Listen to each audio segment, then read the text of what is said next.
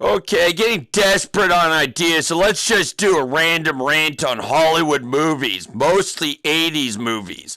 See, we change as you grow. When you're young and you watch Ferris Bueller's Day Off, you tend to want to side with the young teenage rebel and go, yeah, authority, we will beat you, the young teenage rebel.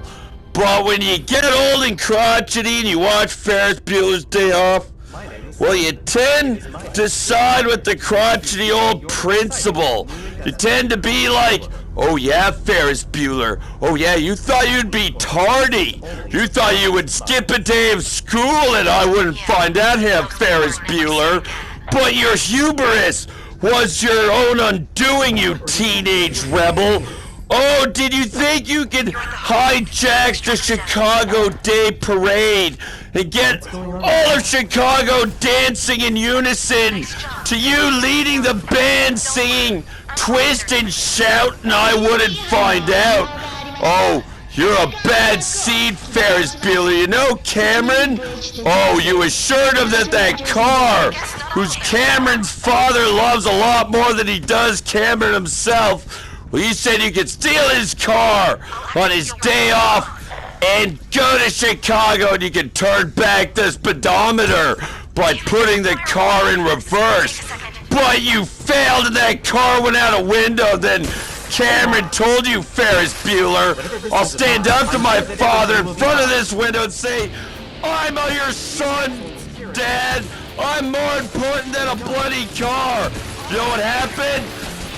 Cameron's father threw Cameron out that window and now he's lying dead on top of the wreckage of that beautiful vintage car. Oh, Ferris Bueller. You know what your problem is? You drag good kids like Cameron down with you, who is now dead, lying on top of his father's car. Oh, yes. You know, Matthew Broderick. He was great, that crappy 1997 version of Godzilla, which, you know, Godzilla fans all scream, why doesn't he have atomic fire breath that would look so cool? Can't you see New Yorkers running away down streets from giant plumes of green flame? But, you know, they wanted the realistic Godzilla movie. That was determined to be unrealistic. Yes, when you're making a movie about a 90-story iguana that, you know, is a product of radiation, realism is what you should worry about. You know, the scene where Matthew Broderick faces Godzilla for the first time.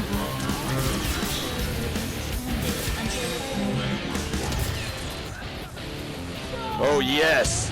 Oh, they said when he saw Godzilla, he didn't have that look of awe on his face. Listen, he doesn't see what you see.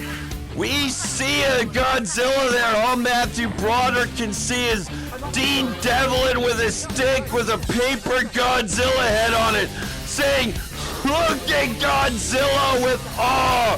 Look at Godzilla with awe. Oh, yes. Like when you're young, when you watch The Breakfast Club, you tend to identify with, you know, the teenage rebels. Yes, beat that mean old principal that represents authority. Have meaningful experiences.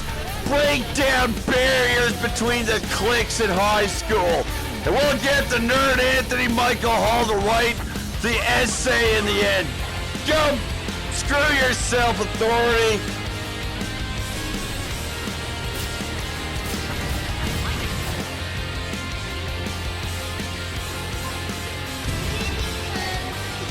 Yes, but when you get old, you identify with the principal. Oh, you know what scares the shit out of me, janitor? You know what scares me? The thought of these kids one day taking care of us. That scares me. Oh, I'll get you, Bender.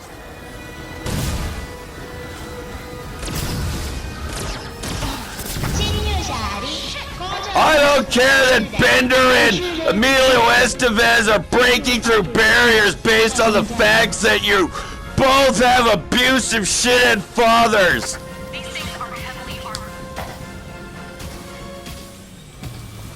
When you're young, you identify with Breakfast Club. When you get old, you tend to identify with the crotchety old principal. Oh, God. You know, that must be the great thing about being an actor these days with all the green screen. It must be hard for them to get invested, you know, where you're dressed up as Batman in front of a giant blue screen and the director screaming, "Get invested! There's something really plausible going on!"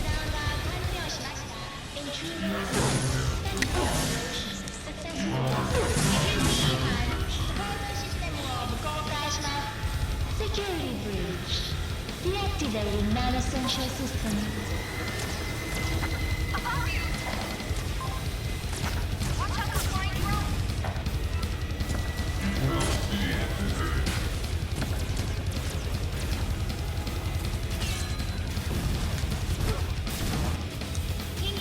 Oh yeah! Activating emergency. Oh yeah, Breakfast Club. Well, those were great movies back in the day, but oh yeah, Home Alone is a cute kids movie. You can see Kevin McAllister's parents getting back and going, "Holy shit, son, the wet bandits tried to break in and steal from us. Why did you turn our house into a saw-like labyrinth of lethal booby traps? One of those wet bandits is now at the hospital with third-degree burns on his head because he used a blowtorch, son. They say Kevin McAllister is kind of possibly gonna be a serial killer called Saw as an adult." Oh yes, no. Home Alone was a cute movie. A little kid setting up elaborate death traps to stop the wet bandits.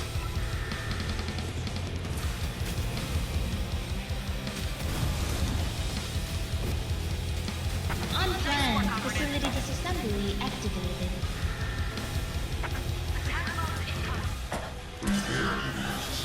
Always remember, a safe robot is an eating robot.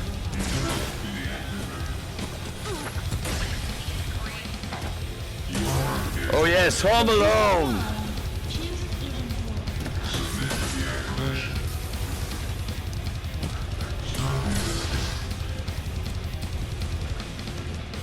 Like green screen.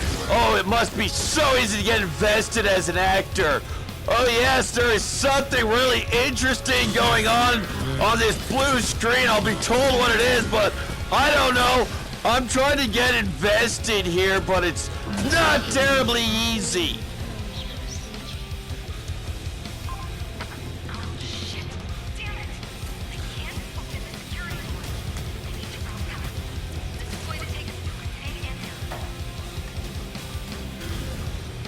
The future is bright. The future is eating forward. Submit.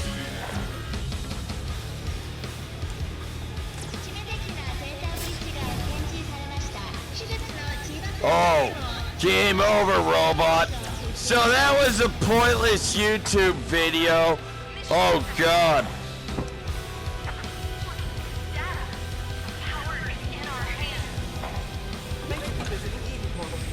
Once again, thank you, John Hughes. Greatest movies ever!